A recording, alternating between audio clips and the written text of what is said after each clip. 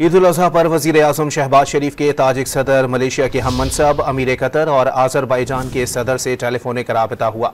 रहनुमाओं ने एक दूसरे को ईद की मुबारकबाद दी। मुस्लिम उम्मा के इत्तेहाद, खुशहाली और मजलूम फ़लस्तीनियों के लिए अमन व सलामती की दुआ की।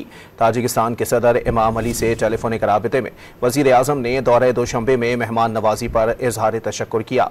ग्लेशियर्स के तहफ़्फ़ुज़ से मुतालिक आलमी कॉन्फ्रेंस के कामयाब इनेकाद पर मुबारकबाद भी दी। शहबाज शरीफ ने पाक भारत कशीदगी में ताजिकिस्तान के मुतवाज़न मौक़िफ़ को सराहा। वाज़ेह किया कि पाकिस्तान ने हमेशा खित्ते में अमन व सलामती को फ़रोग़ देने की कोशिश की। ईद उल अजहा पर वज़ीर आज़म शहबाज शरीफ के ताजिक सदर, मलेशिया के हम मनसब अमीर कतर और आज़रबाईजान के सदर से टेलीफोनिक राबता हुआ। रहनुमाओं ने एक दूसरे को ईद की मुबारकबाद दी। मुस्लिम उम्मा के इत्तेहाद, खुशहाली और मजलूम फ़लस्तीनियों के लिए अमन व सलामती की दुआ की। ताजिकिस्तान के सदर इमाम अली से टेलीफोनिक राबते में वज़ीर आज़म ने दौरे दोशंबे में मेहमान नवाजी पर इजहार तशक्कुर किया। ग्लेशियर्स के तहफ़्फ़ुज़ से मुतालिक आलमी कॉन्फ्रेंस के कामयाब इनेकाद पर मुबारकबाद भी दी। शहबाज शरीफ ने पाक भारत कशीदगी में ताजिकिस्तान के मुतवाज़न मौक़िफ़ को सराहा। वाज़ेह किया कि पाकिस्तान ने हमेशा खित्ते में अमन व सलामती को फ़रोग़ देने की कोशिश की।